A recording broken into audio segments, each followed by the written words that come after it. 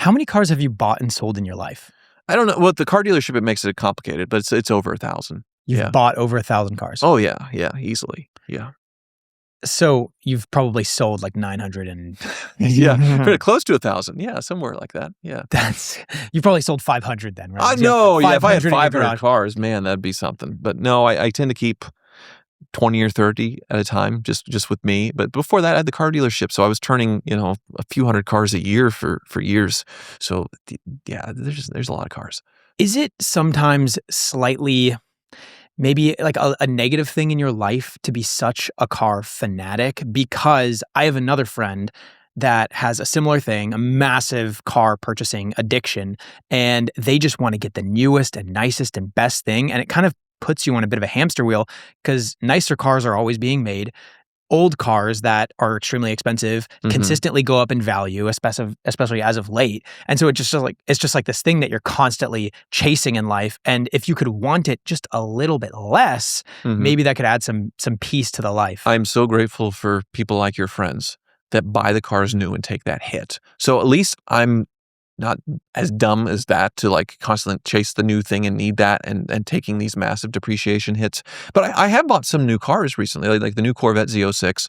I bought that and sold it very quickly before those started depreciating. Like I sold it for $50,000 over sticker. New GT500, I took that brand new, sold it for a little over. Tesla Cybertruck, I was the first one of those to get those. I sold that for $10,000 or $15,000 over sticker before they just completely blew. So I knew like if I could get it and make videos and get out of it before they took a big hit. But I've always been okay with losing money on fixing them and not on depreciation as much. So that's where I've always operated at, I guess. So you love your addiction. Yeah, I don't see anything really honestly that wrong with it, especially now if I wasn't doing YouTube. And before, it was obviously a problem.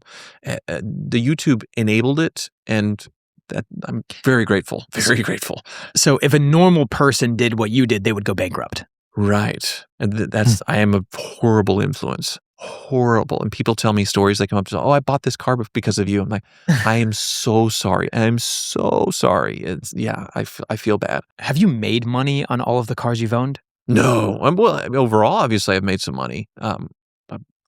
Generally speaking, if you were to collect the entire cost that you've spent buying 1,000 cars, and then the amount that you've gained selling 1,000 and the current value of your car portfolio, if you will. I would say it's, probably up about, I don't know, everybody looked like a hero during COVID, where everything was going up in value. So like everything I bought, and I think this is where a lot of YouTubers got in trouble, including me, where it's just like you were unstoppable because every exotic you bought, you could own it for 6 months or a year and it would gain 20, 30% in value in that time. It just seemed like the party was never going to stop. Of course it was going to at some point.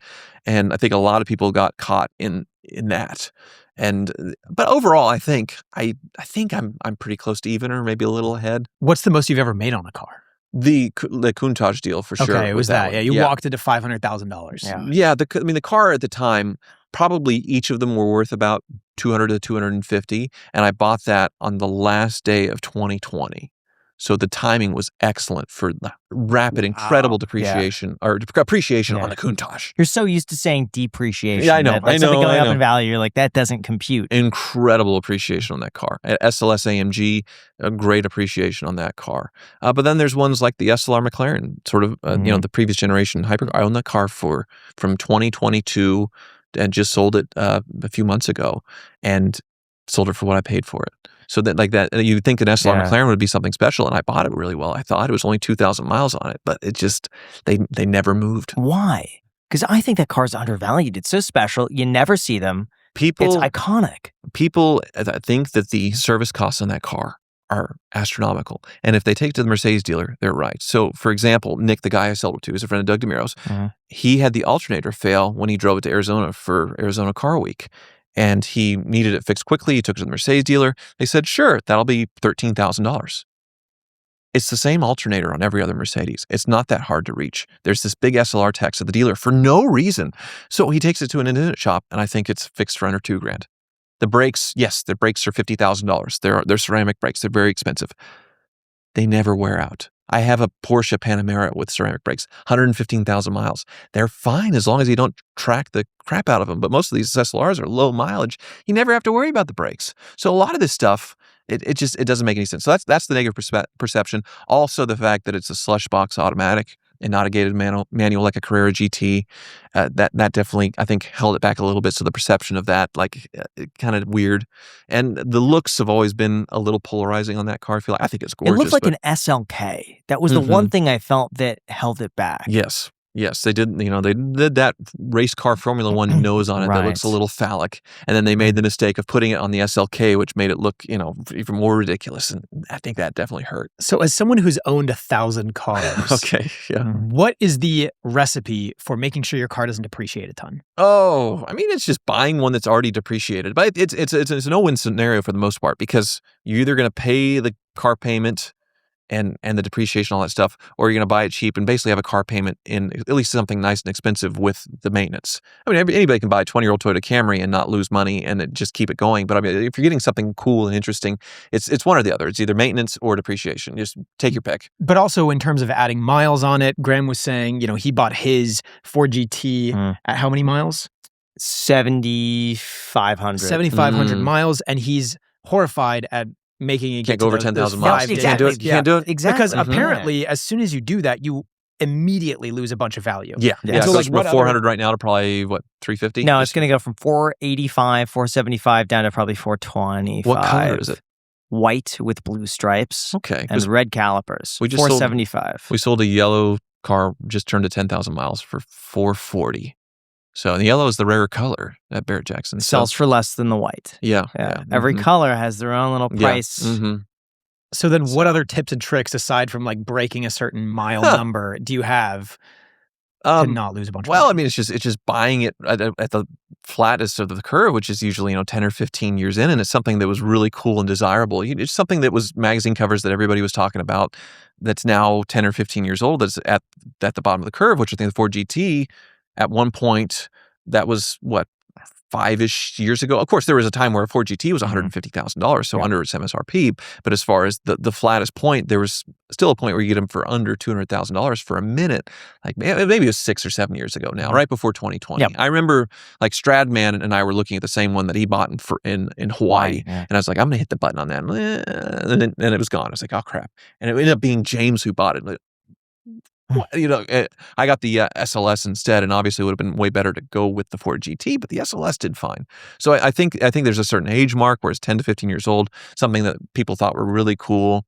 So you could take, for example, even not something expensive, like a Mazda Speed Miata from 2005, where they put a turbo on a Miata from the factory, special body kit and all that stuff. And they have been $10,000 to $15,000 cars for a while now. There's no chance of that car ever depreciating, because there's a little bit more limited production and run, and they haven't done it really ever again. So there's a lot of things like that where it's like, wow, this is a cool car that they made during this time that you can seek out.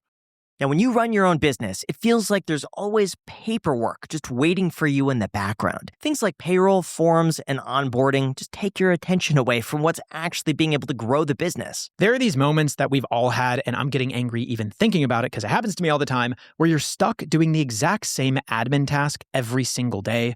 Well, guess what? You could say goodbye to all of those moments thanks to our sponsor, Gusto. Gusto is an online payroll and benefits software built for small businesses. All-in-one, remote-friendly, and easy to use so that you could pay, hire, onboard, and support your team from anywhere. What really makes it stand out is just how much easier it makes everything from running payroll, setting up direct deposit, and onboarding are all handled in one spot, and it just works. They handle payroll taxes automatically, and you get unlimited payroll runs for one monthly price. There's no surprise fees, which honestly removes a lot of stress. And if you ever get hit with an HR question you're unsure about, Graham, well, Gusto gives you access to certified HR experts, which is huge when you want to do things the right way. It's also quick to switch, and you don't have to pay anything until you actually run your first payroll. I've actually been a paid user of Gusto long before they even sponsored this channel. Back in 2020, when I first set up my very first S-Corp, I needed to run payroll.